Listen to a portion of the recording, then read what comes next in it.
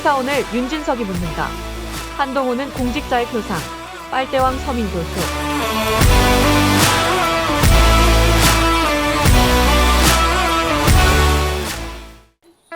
네, 그 서민 교수님은 기생충 박사이십니다. 네, 여러분 안녕하세요. 성인입니다. 네, 불러주셔서 감사합니다. 그 착한 기생충도 있다고 하셨는데요. 네, 그 예전에 시사오늘과의 인터뷰에서 네, 이제 기생충들은 특성상 숙주가 죽으면 안 되니까 네, 숙주의 네. 건강을 위해서 아주 최소한의 것을 먹는다고 그렇게 말씀하셨습니다. 그렇습니다. 네. 네. 근데 반면 정치권은 기생충만도 못하다고 그렇게 말씀하셨는데요. 저게 뜬 지 얼마 안 됐을 때군요. 조국서로 뜬 지. 네. 그 전부터 워낙 유명하셨죠. 제가요?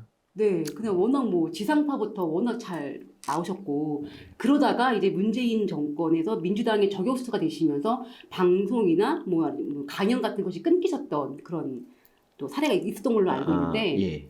네, 근데 국가를 거덜내고 마는 정치권에 대해서 경종을 울리시고 계십니다. 네. 그래서 정말 영광이고 예, 감사합니다. 아닙니다. 저 감사합니다. 진짜. 감사합니다. 네, 이제 바로 질문 드리면요. 네, 그 유튜브 프로그램을 운영하시는데 채널이 네, 네. 빨대 왕이세요. 네네, 빨대왕이죠. 그 이유가 뭔가요? 제가 딴지일보 시절에 알던 분이 있어요. 이제 그분이 이제 근데 그분이 어느 날 이제 연락을 했습니다. 근데 사실 딴지일보면은 좌파잖아요, 좌파. 아, 네. 김어준이 하던 게 딴지일보 하면 좌파잖아요. 근데 이제 김어준이 이제 좌파니까. 근데 거기 있던 사람이 전화해서 저는 그때 이제 이미 조국 사태가 나고 나서 이제 그 전향한 뒤라서 이 자식 전화를 받을까 말까 고민을 했는데 이제 나중에 안 받고 문자를 보냈어요. 도대체 왜 그러지 했더니 꼭 전화를 통화 얘기할 게 있대 갖고 이제 나중에 얘기하니까 자기도 전향했다고 너무 걱정하지 말라고 하면서 이제 유튜브를 같이 해보자고 그랬습니다. 제가 그 당시에는 유튜브를 뭐 이렇게 싹 뭐 하던 때가 아니기 때문에 이제 좀 두려웠는데 그분이 잘 해줘서 이제 유튜브를 시작하게 됐고요. 그래서 이제 오늘에 이르렀죠. 예. 그 빨대 왕의 컨셉은 뭐예요? 그 유튜브예요? 그러니까 처음에, 그러니까 보통 이 채널 이름 짓는 게 뭐 다 이런 식이잖아요. 뭐 누구 TV, 뭐 서민 TV나 뭐 이런 식으로 뭐 조국 TV 뭐 이런 식으로 이름에다 TV 붙이는 게 이제 되게 뭐 일반적인 건데, 우리는 조금 재밌게 가자는 컨셉으로. 그러니까 우리는 스스로 뉴스를 그러니까 콘텐츠를 만들어내는 사람이 아니에요. 저 같은 경우는. 왜냐면 정치권에 빨대를 꽂고 거기서 이제 소재를 얻어서 그걸 이제 푸는 거. 사실 제가 이제 빨대양이 조금 이제 그래도 자리를 잡은 게 그러니까 차별화가, 그러니까 저희는 사실 기사 같은 거 난 거 그냥 들고 가지고 그냥 그거 기사 얘기해 주는 거잖아요. 근데 그럼 다른 채널과 차별성이 뭐냐? 약간 웃기는 걸로 컨셉을 잡고 그래서 이제 재밌게 전달하는 요걸로 이제 갔죠. 근데 이게 한계가 있어요. 그러니까 뭐 뉴스에 약간의 유머를 친 거는 그 깊이에 못 당하죠. 그러니까 예를 들면 뭐 어벤져스 같은 채널은 뭐 뉴스를 깊이 있게 심층을 파고들어서 이게 뭔지를 정확히 가르쳐 주잖아요. 그러니까 사람들이 진실을 알고 싶을 때는 거기 어벤져스 같은 걸 보고 뭐 저 같은 경우는 그냥 진짜 볼 거 없을 때 보는 게 이제 그 빨대. 그러니까 이 틈새를 이제 파고 들어갔죠. 우리 정치권에 유머가 다행히 별로 이제 없어서 제가 이제 자리 잡을 수 있었던 거고요. 네, 그리고 이제 최근에는 김유진이라는 이제 그런 패널을 보는 영입을. 원래 유튜브가 혼자 하면 어려워요. 그래서 옆에 사람이 중요한데 이 김유진이라는 분이 아주 유머가 끝내줍니다. 그냥 찰지게 드립을 치고 또 심지어는 욕도 잘하는 분이라서 저희 채널을 이제 같이 떠받들고 있죠. 네, 떠받치고 있죠. 네. 근데 되게 보니까요. 네. 그 빨대왕 유튜브는 이제 빨대 포스트인가요? 포스트로. 네. 빨대 하죠? 포스트고, 네. 그러니까 뭐 빨대가 빨대 포스트고, 빨대왕이 이제 저죠. 채널 이름을 그러니까 빨대왕으로 지었어야 되는데, 괜히 그 겁못 낸다고 우리 작가님이 저도 좀. 근데 빨대왕이 더 좋긴 입에 더 그러니까. 담아오더라고요. 그러니까 빨대왕으로 바꿨어야 돼. 근데 그 빨대왕 같은 경우에는 이제 뭔가 그 볼 때 아기자기한 맛이 있더라고요. 네. 근데 그게 재밌더라고요. 네. 근데 하여튼 유튜브 하다 보면 참 신기한 게, 이 시간에, 어제 같은 경우도 휴일 이 시간에 6천 명이 제 거를 보고 있다는 게, 참 믿어지지가 않는 거죠. 너무 감사하죠, 진짜. 교수님을 응원하시는 분들. 그러니까, 그리고 막 심지어 막 돈까지 쏴주고, 사실 제가 돈 드릴 테니까 좀 봐달라고 해야 될 입장인데, 막 돈까지 주시면서 봐주셔서 정말 감사드리고, 네, 그래서 특히 유튜브 할 때 제일 아름다운 게 뭐냐면 이제 늘 들어오신 분들이 이제 유튜브가 끝나고 나서 서로에게 수고하셨다고 막 인사하는 장면. 아, 뭐 다음 내일 봅시다 뭐 이런 거 있잖아요. 인사 나누는 이런 장면이 너무 아름다워요.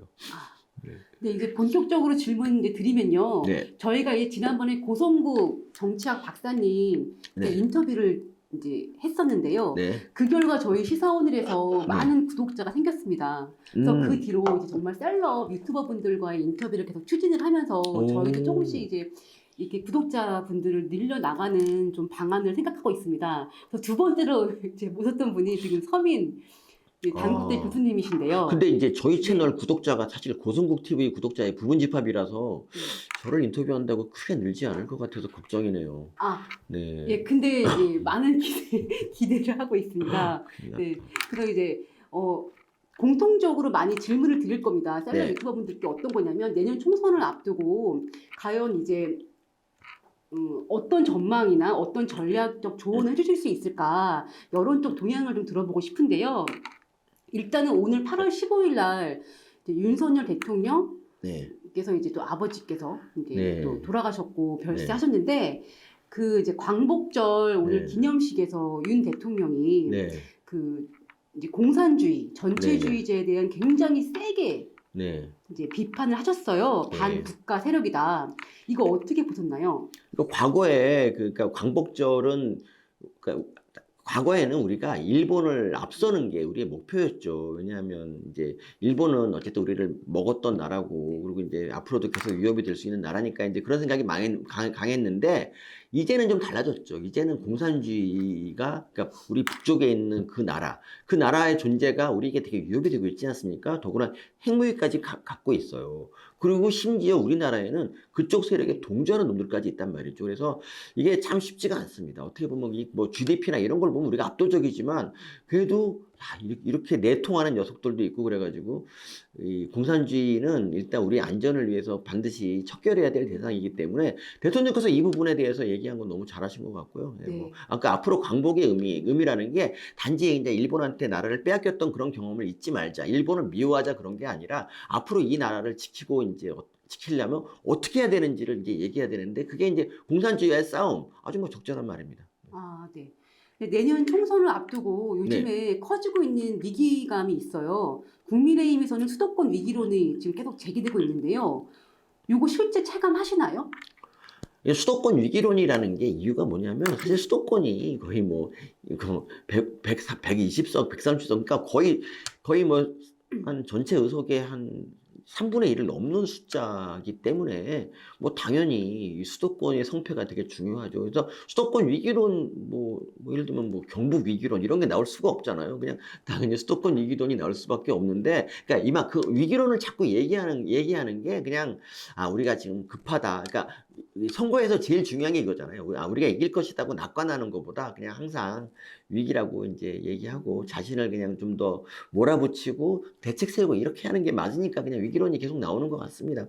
뭐 저는 근데 내년 뭐 총선에서 그 미래를 보고 왔으면 참 좋은데 내년에 국힘이 뭐 과반수는 할 것 같아요. 근데 문제는 뭐냐면요. 그 과반수가 우리 목표가 아니에요. 그러니까 지금 보면 민주당의 그 180석 독재, 입법 독재로 인해서 사회가 굉장히 망가졌어요. 이거를 다시 고쳐 놓으려면 우리도 180석 이상, 그러니까 이제 패스트 트랙을 태울 수 있는 거기 패스트 트랙을 동원할 수 있는 그런 숫자가 돼야 되거든요. 그래서 180석이 우리는 꼭 돼야 돼요. 그 목표를 180석 이상으로 잡아야지 뭐 어중간하게 뭐 과반 확보 이런 거는 안 된다고 봅니다. 근데 지금 이제 제3지대가 뭐 양양자 신당도 있고 의원에 그리고 금태섭 전 의원의 또 신당도 있는데 이렇게 나눠지고 있는 상황에서 과연 그것이 가능할까라는 의문이 듭니다.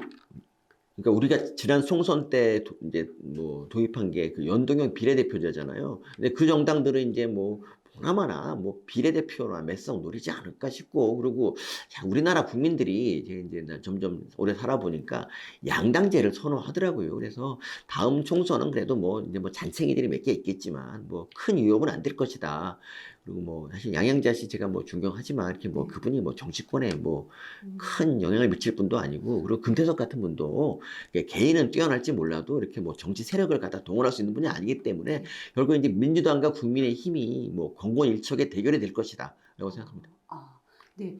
근데 그러면 이제 수도권 어쨌든 위기로는 이제 일단은 뭐 기울일 수 있다고 말씀하셨는데, 근데 대폭 물갈이에 대해서는 어떻게 공감하시나요? 찬성하시는지 아니면은 지금대로 가도 된다라고 보시는지. 그러니까 2020년만 해도 뭐 우리 국민의힘 같은 경우는 절반 이상이 다 절반 이상이 초선 아닌가? 거의 초선 비율이 뭐 되게 높았어요. 그러니까 사실 물갈이가 중요한 게 아니고 정말 괜찮은 사람을 그냥 내보내는 것인데, 지금 저는 국민의힘에도 조명이 안 된 분들 중에도 굉장히 좋은 분들이 많이 있고요.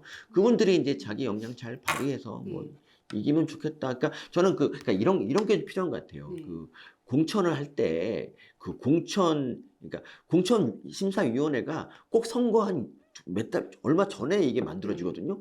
근데 그분들이 그 짧은 시간에 어떻게 그 새로운 신인을 받고 뭐 기존 의원을 평가하고 이런 걸 합니까? 그래서 이런 거는 좀 미리 지금부터 진작 한 1년 전, 최소한 1년 전에 만들어서 뭔가 좀 했으면 좋았는데, 이제 뭐 하려면 할 수 없죠. 사실 그래서 이 공천심사위원회가 뭐 몇 명, 당의 마음 뜻대로 그냥 좌지우지되는 허울뿐인 조직이 되는 경우가 되게 많아요. 이건 뭐 민주당, 국민의힘 모두 마찬가지인데, 저는 그래서 공천심사위원회가 좀 제대로 작동해서 의정 활동을 잘 못한 사람들, 뭐 그런 사람들 다 솎아내고, 그리고 이제 정말 잘한 사람하고, 그리고 이제 뭐 역량 있는 신인들을 발굴하고 이런 역할을 좀 했으면 좋겠는데, 꼭 선거 막판에 그냥 뭐 그러다 보니까 그 조성은 같은 인간 있지 않습니까? 고발사주의 주역 조성은. 어쨌든 박지원. 그러니까 박지원의 진짜 그러니까 그런 사람이 왜 들어왔냐. 그러니까 우리 반성할 점이고요. 그리고 우리가 이제 뭐 사람을 받을 때 틀을 정하면 안 돼요. 그러니까 여성이고 젊은 사람을 많이 뽑아야 된다는 그런 강박관념. 사실 뭐 젊다고 정치 잘하나요? 우리 김남국, 장경태 이런 인간들 보면은 뭐 대단합니까? 아무것도 그냥 고민정도 그렇고 다 이상한 애들 많잖아요. 그러니까 조성은도 마찬가지예요. 그래서 우리가 너무 그런 거 얽매이지 말고 정말 당선될 사람들 위주로 뭐 저는 뽑았으면 좋겠습니다. 그러면은 이제 검사들이 대거 이제 출마할 수 있다 이런 또 위기감도 있었어요. 이걸 우려하는 분들도 꽤 있었고, 이건 어떻게 보세요? 저는 뭐 훌륭한 사람이라면은 뭐 검사, 판사, 뭐 변호사 누구라도 왜 꼭 변호사는 되고 검사는 안 되는 건지 잘 모르겠어요. 그러니까 저는 뭐 직업에 특별히 얽매일 필요는 없다고 생각하고요. 그리고 사실 검사 프레임을 만드는 이유가 좀 민주당에서 자꾸 그 검사를 갖다 악의 축으로 몰고 있기 때문인데, 저는 이번에 뭐 이복현 이라든가 이번 정권에서 보니까 한동훈 검사라든지 뭐 이복현이나 송경호 검사 같은, 또 이원석 검사 너무 훌륭하더라고요. 저 이런 분들이 정치하면 잘하고 괜찮다고 생각해요. 차라리. 그러면 기성 정치권보다는 예전에도 윤석열 대통령에 대해서 되게 좀 짠해하는 마음이 있으셨어요. 그렇죠. 근데 정치권보다는 정치권이 아닌 비정치인들을 더 선호하는 것이 아닌가 이런 생각도 드는데, 교수님은 그런 편이신 게 맞는지. 그러니까 다시 말해요. 질문이 뭐죠? 그러니까 기성 정치인들보다는 정치인이 아닌 분들이 정치권에 들어오는 경우, 예를 들면 윤석열 대통령 같은 경우에도 이제 검사 출신으로 바로 들어오잖아요. 예. 그런 것처럼 비정치인들을 더 선호하는 것이 아닌가. 아니 꼭 그런 건 아니에요. 그러니까 뭐 기존 정치권에 뭐 정치 잘하는 사람들 뭐 저는 괜찮다고 보고요. 근데 이런 거예요. 그러니까 정치라는 게 꼭 여의도에서만 일어나는 건 아닙니다. 그러니까 뭐 저는 윤석열 대통령 같은 경우도 정치를 한 적은 없지만, 사실 검찰이라는 그 조직, 2,000명 정도 엘리트가 모인 데서 검찰총장이 됐다는 거, 이거는 정치력이 없으면 할 수 없는 일이죠. 그래서 저는 윤석열 대통령도 뭐 충분히 훌륭한 정치인이라고 이미 생각을 하고요. 그래서 그 결과 잘하고 있지 않습니까? 그러니까 정치라는 게 어디나 있습니다. 정치가 뭐 그렇지 않습니까? 정치라는 게 뭐 우리 학교에서도 대학에서도 정치가 필요하고, 뭐 회사도 마찬가지고 어디서나 정치가 있고요. 꼭 여의도의 뭐 고성과 막말이 오가는 거기만이 뭐 정치는 아니죠. 그냥 어떤 분야에 예를 들면 윤희숙 의원 같은 경우, 윤희숙 의원이 뭐 이제 정치인이었습니까? 근데 뭐 딱 들어가서 누구보다 정치를 잘했고, 그리고 멋진 선택으로 자신의 주가를 올렸지 않습니까? 이런 점에서 윤희숙 의원 같은 경우 정말 훌륭한 정치인이라고 보고요. 조정은 의원도 마찬가지죠. 초선인데 더구나 당도 정말 처음 들어보는 정당인데도 되게 잘하지 않습니까? 뭐 이런 분들. 그러니까 정치를 뭐 정치인은 그냥 정치를 하면 정치인인 것이지 그 태어나는 게 아니고요. 만들어지는 거기 때문에 하기 나름이죠. 그러니까 출신을 갖고 따질 필요가 없어요. 네.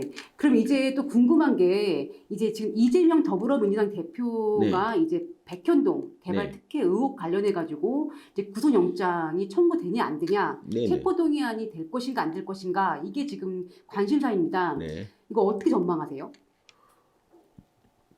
이거는 백현동은요. 그러니까 이재명 대표가 이제 뭐 크게 잡아서 뭐 5가지 정도 의혹이 있는데 뭐 일일이 말씀은 안 드리겠지만 어쨌든 뭐 성남 FC 같은 거 있잖아요. 대장동 있고 뭐 그런데 백현동은요. 그 중에서 가장 심플한 사건입니다. 그러니까 너무 이건 명백한 범죄고, 그러니까 범죄 혐의가 너무 뚜렷하게 드러났기 때문에 이거는 뭐 구속영장 100% 청구될 거고요. 이거 하나만으로도 거의 한 10년 이상의 징역은 뭐 맡아놨다. 그래서 이거는 그냥 제정신이면, 그러니까 사법부가 제정신이면 구속영장 발부가 될 것이고, 그래서 국회 아마에서 입법부에서 아마 이거를 방탄하지 않을까. 저는 뭐 방탄 100% 확신합니다. 아, 네. 네. 아, 그럼 이제 이재명 대표가 일단은 뭐 방탄이 되면은 일단은 뭐 네. 잘 이제 총선까지 쭉 이제 할 수가 있잖아요. 네네. 근데 이재명 대표 이후에 예전에는 조국 전 장관이 이제 대선 주자로 아마 그 민주당 진영에서 많이 올라갈 것이다라고 전망하신 적이 있었는데 네. 지금은 이재명 대표 외에 어떤 이런 대권 가도가 있을까요? 이제 구도가? 민주당은 지금 없지 않을까요? 민주당은 진짜 뭐 그러니까 기껏해야 정말 잘해야 아마 추미애 정도가 아마 한 게 아닐까. 물론 이제 정치라는 게 생물이기 때문에 언제 어떤 후보가 또 이제 갑자기 부상할지 모르지만 글쎄요. 민주당은 이재명이 못 나가면은 저는 되게 크게 타격을 입고 아마 내년 그 다음에 대선도 아마 우리가 이기지 않을까 싶은데요. 저는 원래 제 목표가 네. 앞으로 한 최소 30년, 길게는 100년 정도 이제 보수가 집권하는 그런 날을 꿈꿉니다. 왜냐하면 한 30년 정도 우리가 집권을 해야 이제 좌파가 이제 정말 저질 좌파가 씨가 마르거든요. 우리는 그들과 그러니까 타협과 포용 이런 게 안 되는 집단이거든요. 그래서 그들을 좀 말리려면 30년, 100년 필요합니다. 교수님께 궁금한 게 듣다가 네. 요즘에 극렬한 내전 양상 때문에 통합이 중요하다 이런 이제 의견도 되게 많아요. 오, 아닙니다. 그러니까 그분들은 어떤 분들이냐면, 네. 그러니까 잼버리 같은 거를 예로 들어봐요. 잼버리가 이제 원래 잼버리의 사실 책임은 쟤네가 더 크거든요. 좌파가 훨씬 더 책임을 크게 져야 돼서 애들이 이제 초창기에 그냥 숨 죽이고 있었는데 얘네들 목표는 뭐냐면 이제 잼버리 망친 다음에 이걸 빌미로 그냥 우리나라 불리한 전세를 만회하고 그러니까 정부를 막 욕하려고. 그러니까 얘네 뭐 나중에 어쨌든 간에 사람들이 어쨌든 간에 현 정부의 책임을 또 많이 치는 상황에서 잼버리가 망해야 됩니다. 근데 그 잼버리 수습 우리나라 끝내주길 잘했잖아요. 그 정부리 수습을 잘했고 마지막에 그 K-팝 콘서트는 정말 감동이었습니다. 이러니까 이제 애들이 지금 이제 화가 난 거야. 그래서 지금 뭐라고 했습니까? 아니 왜 국민 세금으로 잼버리 수습을 하냐고 이런 말도 안 되는 논리를 펴면서 지금 이제 정부를 욕하고 있고 뭐 오송 피해자나 뭐 이태원 참사 피해자한테는 뭐 박하게 돼야 되니 왜 잼버리한테만 잘해주냐. 이게 지금 얘네들이 할 수 있는 한계란 말이죠. 얘네들은 목표가 그거예요. 얘네들은 나라가 망해도 자기들이 그냥 우리 윤석열 대통령이 물러나면 좋다. 이거예요. 진짜로 이렇기 때문에 얘네들은 타협의 대상이 아닙니다. 진짜 이거는 안 되는 집단. 그러니까 정말 이게 역사상 이런 집단이 없었어요. 예전에 그 뭐 보수도 뭐 잘못할 때가 있고 뭐 그랬지만 뭐 저는 노무현 탄핵할 때는 좀 잘못했다고 보는데 그러니까 그런 과거가 있지만 이 정도까지 악랄하게 나라가 망하는 걸 바란 그런 집단은 없습니다. 그리고 그런 집단이 지금 권력을 잡는 걸 노리고 있다는 것 자체가 우리나라의 정말 안타까운 점이죠. 어쨌든 한동훈 법무부 장관이 총선 출마하냐 안 하냐, 뭐 차출론 다시 소환되고 이런 것 되게 지금 많아요. 네. 어떻게 보세요? 그 차출론이 이제 너무 많이 나왔어요. 그러니까 한두 번도 아니고 야당도 주장하고 여당도 주장하고 근데 야당이 한동훈 장관 자꾸 차출설을 얘기하는 거는 이제 너 제발 좀 나와달라는 거예요. 그러니까 이건 뭐냐면 한동훈 장관이 국회의원이 되면은 아무리 뛰어난 사람이라고 하더라도 300명 중에 1명밖에 안 되는 거죠. 근데 지금 한동훈 장관은 법무장관으로서 거의 윤석열 대통령을 대리해서 지금 혼자 일당백으로 지금 싸우고 있거든요. 얘네들 입장에서는 빨리 법무장관에서 끌어내리고 싶은 거예요. 그래서 근데 얘네들이 탄핵을 못하는 이유가 이제 국민 여론이 너무 나빠지니까 이제 못하는 건데, 근데 정말 한심한 건 이거죠. 그러니까 뭐 민주당은 명백한 목적이 있어서 그렇게 한다고 쳐도 국민의힘은 왜 한동훈 장관 차출론을 자꾸 얘기합니까? 한동훈 장관 차출되면 뭐 10석 정도 더 얻을 수 있어요. 근데 그렇게 정치를 하지 말고, 그러니까 한동훈 없이도 그냥 자기들이 이길 수 있도록 자기가 뭔가 노력을 해야 되는데, 지금 어떤 줄 아세요? 지금 전국이 민주당이 거짓 가짜 뉴스 의혹을 제기해. 그러면 뭐 국민의힘은 그거 아니라고 해요. 그럼 또 다른 의혹을 제기하고, 이게 지금 벌써 1년 넘게 계속되는 거거든요.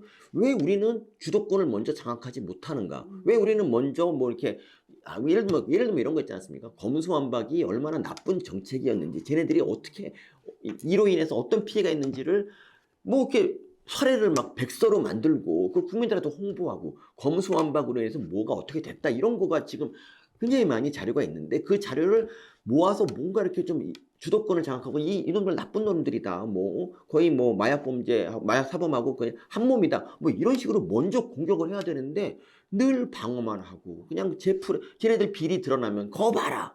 그러니까 얘네들은 정말 이렇게 스스로 뭔가를 할 능력이 지금 없어 보여요.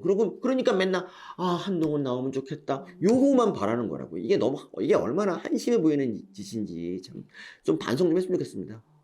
그 이제 검수 완박에 대해서 그 문제점에 대해서 이제 검수의 예. 완박에 대해서 굉장히 중요하게 여기잖아요. 네. 그래서 이제 그러면 결국 한동훈 장관이 총선 차출로는 반대하시는 거네요. 저는 당연히 반대죠. 저는 그냥 한동훈 장관이 쭉 법무부 장관을 하다가 나중에 이제 뭐 총리 정도 하셔서 뭐 국정을 이끌면 좋겠다 생각하고 있습니다. 원희룡 국토교통부 장관과 한동훈 장관이 총리를 두고 또 이렇게 저울질할 수 있는 양측이 있을 것 같은데. 원희룡 장관은 총리를 뭐 하더라도 어쨌든 원희룡 장관은 총선 나와야죠. 그분은. 네. 총선을 나와야 되고 그분은. 그러니까 그분은 대체제가 있어요. 국토부 장관 대체제가 있는데, 물론 이제 훌륭한 분이지만 그분은 이제 원내에서 활동하시는 게 더 좋아 보이는데, 한동훈 장관은 대체제가 없습니다. 현재까지. 혹시 원희룡 장관이 당대표를 나중에 만약에 하신다면 총선에 나와서 원희룡 당대표 어떻게 보세요? 김기현 대표가 2년 임기 아닌가? 2년 임기면은 그 다음에 원희룡 장관이 뭐 당대표, 저는 괜찮습니다. 좀 원희룡 장관이 뭐 대통령 후보가 돼도 괜찮다고 봅니다. 저는. 네. 그 이제 한동훈 장관을 되게 애정하는 분으로 알려져 있습니다. 네, 맞습니다. 한동훈 장관 애정하고요. 제가 이 한동훈 장관이 한 번 꼈던 이 팔찌, 그리고 이 한동훈 장관이 한 번 입었던 이 옷, 열심히 하고 있습니다. 이렇게 해서라도 정말 한동훈 장관의 그 정신을 이제 다 몸에 새기려고 하고요. 최근에 한동훈 장관 운동화 나왔다고 또 그것도 살라고 합니다. 근데 그것이요, 과거에 친문을 굉장히 비판을 하셨습니다. 네. 그거랑 지금 이제 한동훈의 빠라고 해도 혹시 될까요? 저는 한동훈 빠죠. 그러니까 예를 들면 뭐가 다른지. 그러니까 예를 들면 문빠와 예수를 예수에 비유하면 좀 그렇고, 그러니까 제가 대깨문을 갖다 이제 비난했던 이유는 뭐냐면, 대깨문이, 그러니까 예를 들면 문재인 이분이 중국 가서 이제 굴종하고 왔고 혼밥하고 왔어요. 그리고 그 기자가 중국 경호원한테 두드러 맞았습니다. 이런 거를 옹호하는 게 대깨문이죠. 무조건 옹호하는 거. 그리고 문재인하고 송현정 기자인가 뭐 KBS 기자가 단독 인터뷰를 했는데, 그때 송현정 기자가 말을 좀 끊었다. 그리고 질문할 때 인상 썼다. 이걸로 아주 막 대문짝만하게 욕해서 그 기사가 한 일주일 동안 그 욕하는 기사가 달리, 이런 게 대깨문이에요. 이런 거. 그러니까 저는 한동훈 장관이 옳지 않은 일을 하면 당연히 한동훈 장관이 이러면 안 된다고 글 쓸 겁니다. 그러니까 저는 그러니까 뭐 물론 이제 그러니까 저는 그 비판할 거 비판하는 바가 될 거예요. 그러니까 비판적 지지자가 아니 비판 지지자가 아니라 한동훈 장관이 지금까지 뭐 잘못한 거 있습니까? 저는 없다고 봅니다. 그래서 저는 뭐 옳은 일을 할 때 옳은 일을 하고 있는 걸 응원하고, 그리고 한동훈 장관이 저들하고 싸워주는 정말 거의 유일한 존재인데 당연히 응원하고 밀어드려야죠. 그런 건데 그러니까 문재인 이분이 한동훈의 진짜 반의 반만 돼도 전 대깨문들 나쁘다고 안 그럴 겁니다. 근데 문재인 아시다시피 그 인간이 뭘 한 게 잘한 게 있습니까? 문재인이 그냥 빡치네 그냥. 네. 그럼 이제 그러면 궁금한 게 네. 이제 결정적으로 그러면 이제 그 나는 어떻게 한동훈을 좋아하게 되었나? 그 결정적인 거는 결정적인 거는 한동훈 장관이 이제 제게 카톡을 보내주셨을 때 저는 이제 꽃이 됐어. 아니 사실 뻥이고요. 그러니까 그게 아니고 한동훈 그러니까 검사 시절 그러니까 채널 A 사건 뭐 이런 걸 겪으면서 한동훈 장관이 그 순환을 겪는 걸 봤죠. 그래서 그분이 알고 보니까 박근혜 정부와 뭐 삼성을 수사했던 그 에이스 검사다. 근데 그분이 조국 수사를 했다고 그러니까 뭐 탄압을 받고 그리고 채널 A 사건 때문에 진짜 뭐 몇 번 좌천당하고 막 그랬잖아요. 근데 거기서 정말 저는 이게 멋있었어요. 그러니까 그때 한동훈 장관 한 말이 이거예요. 공직자는 뭐 정권의 탄압을 받는 거 이것도 공직자 월급에 포함되는 거라는 식으로 말을 하고 그리고 그 당시 그 당시 이제 대깨문들이 한동훈 장관 빨리 검사 옷 벗어라 이제 물러나라 더럽지 않냐 때려쳐라라고 했을 때도 불구하고 했는데 그 시련을 다 버텨냈어. 옷을 안 벗고. 그리고 결국 법무장관이 됐잖아요. 저는 이 스토리가 너무 아름다운 게 이 검사로서 사명감 그리고 지금은 법무장관으로 사명감 우리나라에서 공직자가 저렇게 정말 어떤 자세를 가져야 되는지를 한동훈 장관처럼 저는 잘 보여주는 사람이 없다고 보고요. 앞으로 공직자의 저는 표상이 한동훈 장관이 돼야 된다고 생각합니다. 그래서 이런 사람을 안 좋아할 수가 없죠. 그리고 심지어 얼굴도 멋있어. 옷도 잘 입어. 난 진짜 이런 사람을 안 좋아할 수가 없죠. 네. 그러면 이제 그 한동훈 장관이 범여권 대선 후보 중 1위인데요. 혹시 그러면 채널A 그 사건 때부터도 이미 약간 얘기를 하셨나요?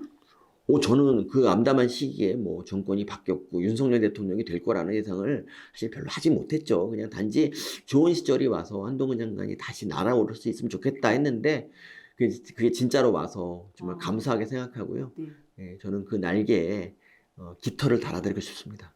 깃털이요? 네. 깃털. 제 자신이 한 깃털이 되고 싶습니다. 한 깃털이 된다. 깃털 네. 하나, 네.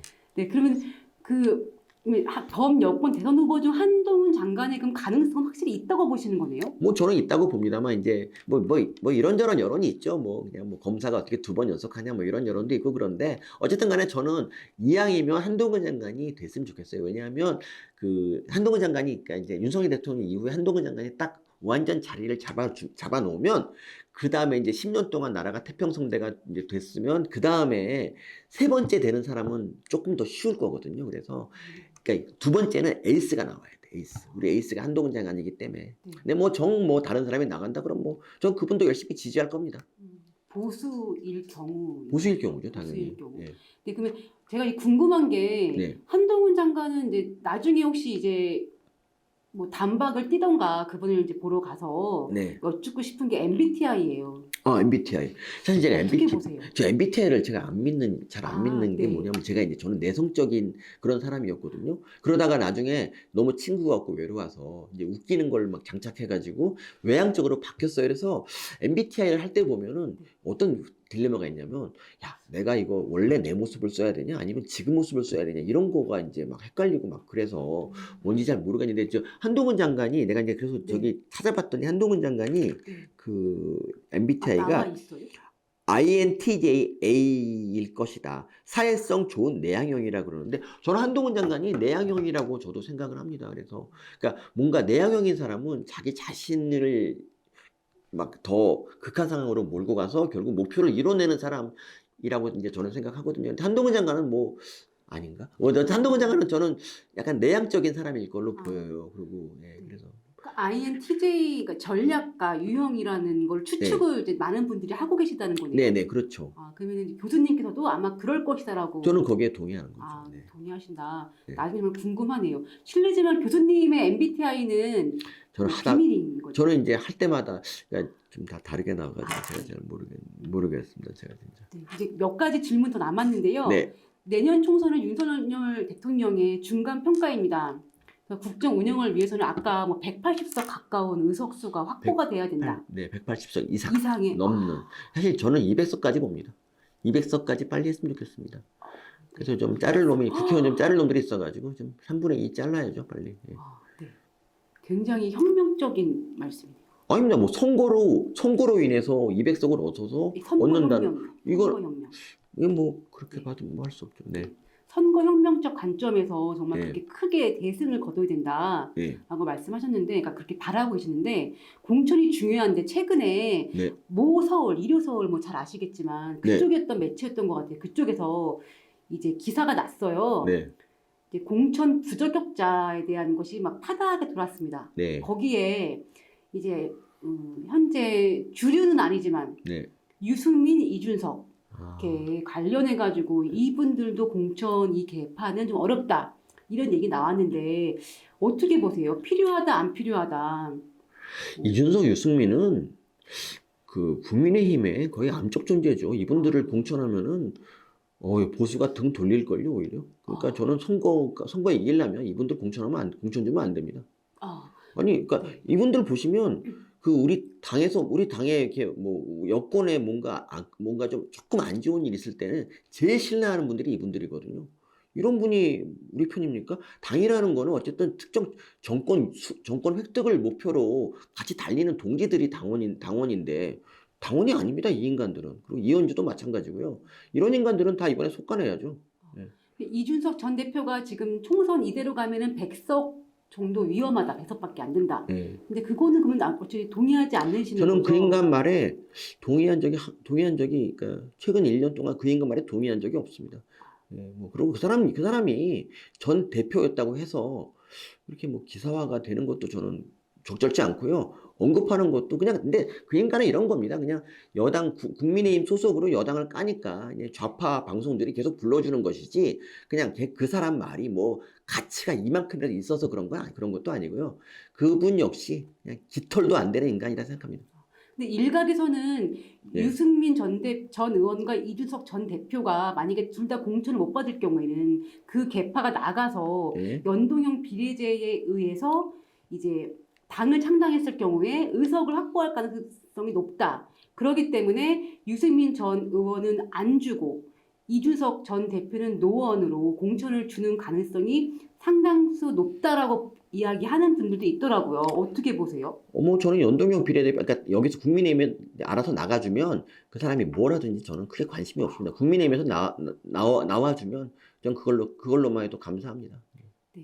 네, 그럼 이제 끝으로 네. 종합적으로 여권이 200석 정도를 네. 꼭 이제 확보하기를 바라시는 분으로서 네. 교수님이 윤 대통령께 이렇게 하면 아니 국민의힘에 또 김기현 당대표한테 네. 이러면 될 것이다. 좀 더 종합적인 총평과 한마디 부탁드리겠습니다. 예. 그러니까 저는 이제 얼마 전에 그 뭐 다른 뭐 정치 관심 있는 분들 만나보면 다들 지금 절박해요. 우리가 이제 압승해야 된다는 그런 절박감. 근데 이 절박감에 우리 이제 김기현 대표나 뭐 국민의힘 분들이 과연 이 절박감을 정말 갖고 있는가? 우리만 절박한 게 아닌가? 이런 생각, 뭐 혹시 뭐 이제 과반만 얻으면 된다라는 그런 이제 생각에 빠져 있지 않는가 이런 게 제일 우려스럽고요. 저는 정말 그분들이 저희가 갖고 있는 절박감을 좀 그대로 가졌으면 좋겠고 그렇게 행동했으면 좋겠습니다. 저희는 그냥 절박하기만 할 뿐 할 수 있는 게 없잖아요. 그런데 그분들은 절박하고 그러면 좀 행동할 수 있는 분들인데 그런 게 전혀 안 보여서 참 걱정도 됩니다. 지금 말씀 들어보니까 정말 절박한 마음에 네. 과반 이상 확보를 하겠다 이런 건 굉장히 아니란 판단이라는 것을 계속 해주셨던 거네요. 네네. 그래서 200석, 180석 이상 계속 이 말씀하셨던 이유가 이해가 갑니다. 네. 네, 그리고 이제 저희가 여기 인터넷 기사에 하나 넣고 싶은데요. 네. 한동훈 장관께 요러요러한 조언 아니면 요러요러한 뭐 응원 이렇게 좀 강조해주고 싶으신 말씀 그게 혹시 있을까요? 네, 한동훈 장관께 이 말씀 드립니다.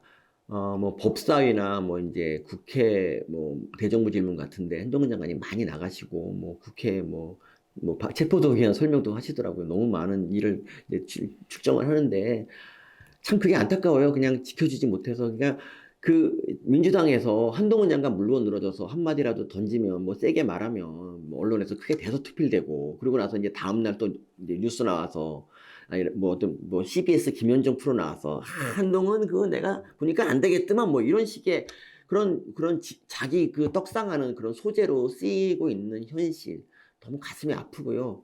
그럴 때마다 지켜드리지 못해서 늘 미안합니다. 그렇게 안타까워하고 있는 분들 많다는 거 좀 알아주시고요. 그러니까 공직자가 이런 건 뭐 당연히 해야 될 몫이라고 생각하시겠지만 그래도 좀 너무한 때가 있습니다. 그래서 항상 미안하죠. 근데 한동훈 장관이 워낙 많이 그분을 거론할수록 예. 여러 군데서 많이 팔리기 때문에 사실 저희도 많은 소재로 활용을 하고 있어요. 그분에 네네. 대한 뉴스적인 부분을. 아니, 뭐 뉴스로 활용하는 건 괜찮은데 국회에서 정말 턱도 없는 의혹을 제기하면서 그분을 괴롭히는 건 좀 다른 문제죠. 근데 정말 자연스럽게 그분은 다 이렇게 법적으로도 다 이렇게 따박따박 소송도 해주시고 해서 정말 열심히 싸워주시면 좀 감사하겠습니다. 예, 만약에 그럼에도 불구하고 총선에 차출됐다라고 하면 혹시 지역이라던가 아니면 뭐 비례 뭐 어떻게 혹시 좀 조언해주고 싶으신가요? 총선 차출되면 네, 만약에. 당연히 좀 비례로 해야죠. 비례 43번 정도로 했으면 좋겠습니다. 비례 43번. 저희는 무조건 위성정당 만들 거고요. 그리고 위성정당 43번이면은 사실 비례가 총 57명이 47명인가? 비례가 지역구가 253개고 지난 총선 때 47개가 비례인데 47번으로 했으면 좋겠습니다. 47번. 네, 뭐 그 말은 뭐냐면 비례가 전부 말도 안 되는 소리구나. 비례가 전부 국민의힘이 이제 됐다. 그러니까 좀 마지노선 있는데 그때 거기에 했으면 좋겠다고. 마지노선. 그러니까 당선 가진 마지노선. 네. 그러면 60% 이상 안 될 것 같은데 어쨌든 간에 그래도 뭐 좀 후순위로 해서 뭐 국회의원 안 돼도 그분이 뭐 딴 거 하시게 아니면 한동훈 장관 되게 하도록 뭐 많이 투표 받든지 뭐 그렇게. 그 정도로 자신감을 갖고 계시는 것 같네요. 한동훈 장관에 대해서 마지노선으로 해도 마지노선으로 해서 이제 비례 때 투표를 많이 받게 하자는 게 목표입니다. 네. 절박함이 느껴지시면 혹시 이제 정권 교체가 됐으니까요. 네. 혹시 이제 정치권에 어떻게 뭐 계획이 있으신가요? 네, 뭐 열심히 좌파 까고 우리 이제 국민의힘이 꼭 이겨야 되는 논리를 계속 펴겠습니다. 네. 네. 뭐 정말 지금 감사합니다. 감사합니다. 정말 지금 이렇게 셀럽을 이렇게 지금 초대해서 인터뷰하는 경우는 진짜 처음입니다. 너무 영광이고요. 제가 셀럽과 일반인의 약간 경계선에 있는데 아닙니다. 오늘부터 셀럽 1일차 하겠습니다. 정말 감사합니다. 감사합니다. 네, 감사합니다. 잠깐 여기를 눌러주세요. 구독과 좋아요를 눌러주시는 분들에게 건강과 행운 장수를 기원합니다.